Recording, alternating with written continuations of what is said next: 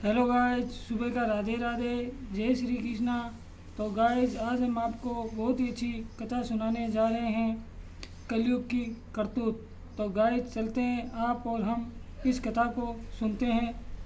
निषेध देश में वीरसेन पुत्र राजा नल बड़े गुणवान और सुंदर, सत्यवादी और ब्राह्मण भक्त थे। विशुद्ध राजकुमारी दमयंती राजा नल की चर्चा सुनकर उनको अपना पति बनाना चाहती थी। दमयंती के पिता महाराज भीम ने स्वयंवर का आयोजन करके दमयंती का विवाह करने का निश्चय किया। देश देश के राजा तथा देवता आदि भी वहां पधारे। पवित्र हृदय दमयंती ने उपस्थित समूह में से राजा नल का वर्ण कर लिया। जब देवराज इंद्र आदि दमयंती को आशीर्वाद देकर वापस जाने लगे, तब रास्ते में कलयुग तथा द्वापर मिल गए। उन्हें बड़ी तेजी से आता देखकर देवराज इंद्र ने पूछा, क्यों कलयुग, कहाँ बड़ी शीघ्रता से जा रहे हो? कलयुग ने उनसे स्वयंवर की बात बताई। इंद्र ने हंसकर बताया कि विवाह तो हो चुका है, हम देवता ताकते रह गए। अब तो कलयुग क्रोध में आग बबूला होकर बोला, ओहो, देवताओं के रहते उसने मनुष्य का वर्ण किया, ये देवताओं का घोर अपमान है। उसे मैं ऐसा दंड दूंगा जिससे वह राजा नल के साथ सुखपूर्वक न रह सकेगी। देवताओं ने कलयुग को बहुत समझाया, पर वह शांत न हुआ। राजा नल की चतुरता, धैर्य, ज्ञान, तपस्या, पवित्रता, दम और सम आदि देवलोकों के समान थे। उन पर कलयुग का कोई वश नहीं चलता था। पर संयोगवश 12 वर्ष के बाद एक दिन राजा नल संध्या के समय लघु शंका करके बिना पैर धोए आचमन करके संध्या वंदन करने बैठ गए। यह अपवित्र अवस्था देखकर कलयुग उनके शरीर में प्रवेश कर गया। फिर क्या था, कलयुग ने पहले राजा नल को जुए में पराजित कराया, दमयंती के साथ एक वस्त्र पहनवा कर जंगल भिजवाया। फिर वहाँ भी द्वार पर की सहायता से राजा नल का वस्त्र भी लेकर चला गया। राजा नल इस दुख को सह न सके। जंगल में सोती हुई दमयंती को आधी साड़ी फाड़कर अपना तन ढककर अकेले भाग चले।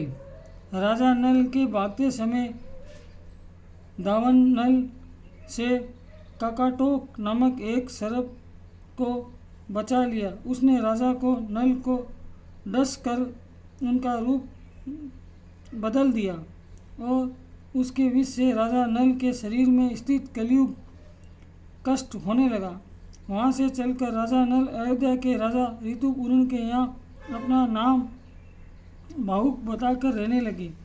इधर दमयंती जब नींद टूटी तो वह पति वियोग में पागल होकर किसी प्रकार जाकर चैदेनी नरेश राजा साबू के यहाँ रहने लगी। परिचय होने पर ज्ञात हुआ कि राजा दमयंती की मौसी थी। उन्होंने सादर दमयंती को उसके पिता के घर भिजवाया। माता पिता आज्ञा से दमयंती बहुत से ब्राह्मणों को राजा नल की खोज करने के लिए नियुक्त किया। बहुत दिनों तक ढूंढने खोजने के बाद अयोध्या में होने उनकी संभावना दमयंती को प्रतीत हुई। अनेक प्रकार से परीक्षा करवा लेने पश्चात जब दमयंती ये विश्वास हो गया कि अयोध्या में रहने वाला भावुक ही उसका पति राजा नल है, तो उसने स्वयंवर का बहाना करके राजा ऋतुपूर्ण को भी विशेष ढंग से आमंत्रित कर लिया। जैसा विश्वास दमयंती को हुआ था, वह भी ठीक वैसा ही। राजा ऋतुपूर्ण के सारथी के रूप में भावुक बने राजा नल भी वहाँ आए। रास्ते में राजा नल ने पासों की वशीकरण विद्या राजा ऋतुपूर्ण से सीखी। उसी समय कलयुग उनसे क्षमा मांगते हुए कांपता हुआ उनके शरीर से निकल गया।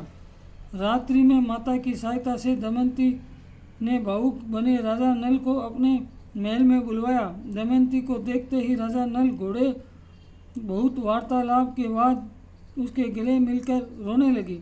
कलयुग दोष बताकर उन्होंने दमयंती को संतोष दिलाया। साथ ही साथ अपने भाई पुष्कर को जुए में पराजित कर अपना खोया हुआ राज्य पुनः प्राप्त किया। तदंतर ये दमयंती के साथ सानंद रहकर राज्य करने लगे। तो गाइस ये छोटी सी जानकारी आज हमने आपको दी और ये कथा बहुत ही अच्छी थी। तो गाइस हमारे चैनल को ज़्यादा से ज़्यादा लाइक करें, सब्सक्राइब करें, वीडियो देख के कमेंट करें ताकि हम आपके लिए और भी अच्छा वीडियो बनाते सकें। तो गाइस राधे राधे, जय श्री कृष्णा।